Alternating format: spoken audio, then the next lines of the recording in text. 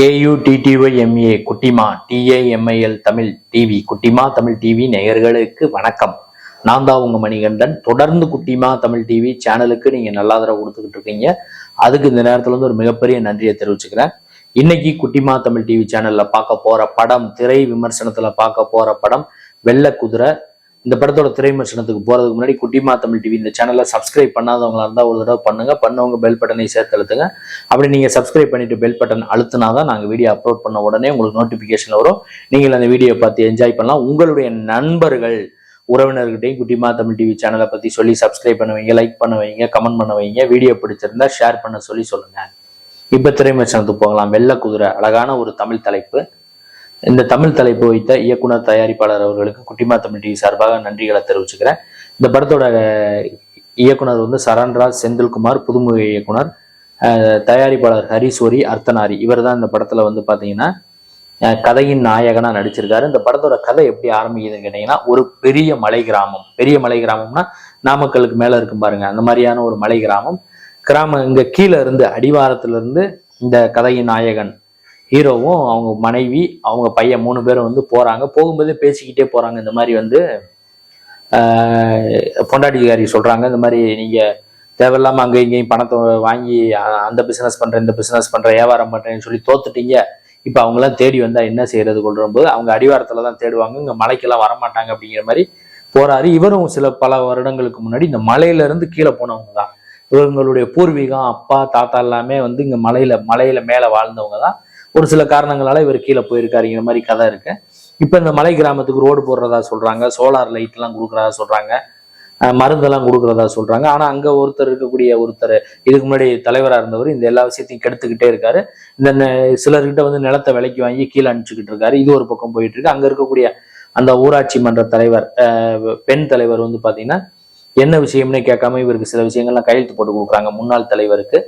இப்படிங்கிற மாதிரி சில விஷயங்கள் போகும்போது கதாநாயகன் என்ன மாதிரியான ரோல் பிளே பண்ணாரு, அந்த மலைவாழ் மக்களுடைய வழிகளை வந்து இயக்குனர் வந்து சொல்லியிருக்காருன்னு தான் சொல்லணும். ஏன்னா மலைவாழ் மக்கள் வந்து பாத்தீங்கன்னா சாலை வசதி அவங்களுக்கு பெருசா இருக்காது, மின்சார வசதியும் இருக்காது. திடீர்னு ஒரு இதுனா அவங்க வந்து அங்கிருந்து டோலி கட்டி தான் தூக்கிட்டு வருவாங்க. இப்ப இதுக்கு முன்னாடி வெள்ளக்கவி கிராமம், அதாவது கும்பக்கரையில இருந்து ஒரு 10 கிலோமீட்டர், கொடைக்கானல்ல இருந்து 12 கிலோமீட்டர், வெள்ளக்கெவின்னு ஒரு கிராமம். கெவின்னு ஒரு படம் கூட வந்துச்சு. அதுல கூட ஒரு கர்ப்பிணி பெண்ணை வந்து பாத்தீங்கன்னா டோலி கட்டி தான் அங்க இருந்து தூக்கிட்டு வருவாங்க. அந்த மாதிரியான கஷ்டங்கள் எல்லாம் இந்த மக்கள் வந்து சந்திக்கிறாங்க.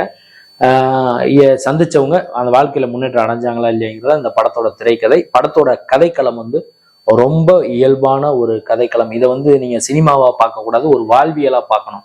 ஏன்னா நமக்கு வந்து பாத்தீங்கன்னா சென்னை சிட்டிக்குள்ள இருக்கிறவங்களுக்கு வந்து பாத்தீங்கன்னா எல்லா வசதியுமே இருக்கு. கரண்ட் வசதி இருக்கு, போக்குவரத்து வசதி இருக்கு, செல்போன்ல டவர் கிடைக்கும், யார்கிட்ட வேணாலும் போன்ல பேசலாம், எல்லா கடைகள் பக்கத்துல இருக்கும், மார்க்கெட் இருக்கும். ஆனா இவங்களுக்கு வந்து பாத்தீங்கன்னா மேல இருந்து கீழே வந்துதான் வந்து பொருட்களை வாங்கிட்டு போக முடியும், இல்லைன்னா குதிரையில கொண்டு போவாங்க.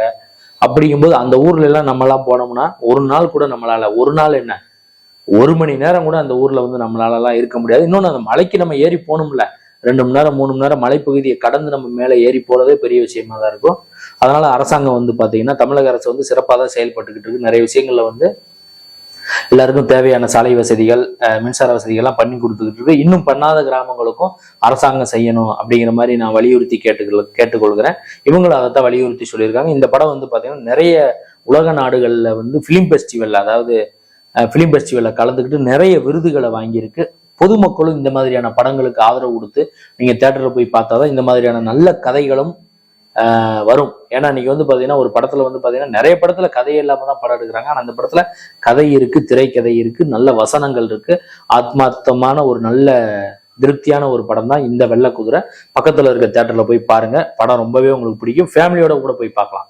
நான் பண்ண இந்த ரிவ்யூ, இந்த வெள்ளை குதிரை படத்தோட திரை விமர்சனம், இந்த வீடியோ உங்களுக்கு பிடிச்சிருந்தா லைக் பண்ணுங்க, கமெண்ட் பண்ணுங்க, ஷேர் பண்ணுங்க. மறக்காம மறுபடியும் சொல்லிக்கிறேன், குட்டிமா தமிழ் டிவி இந்த சேனலை சப்ஸ்கிரைப் பண்ணாதவங்களா இருந்தால் ஒரு தடவை பண்ணவங்க பெல் பட்டனை சேர்த்து எடுத்துங்க. அடுத்த வீடியோல இதே மாதிரி ஒரு திரை விமர்சனம் அல்லது சினிமா செய்தி அல்லது இதர செய்தியோட மீண்டும் நான் உங்களை வந்து சந்திக்கிறேன்.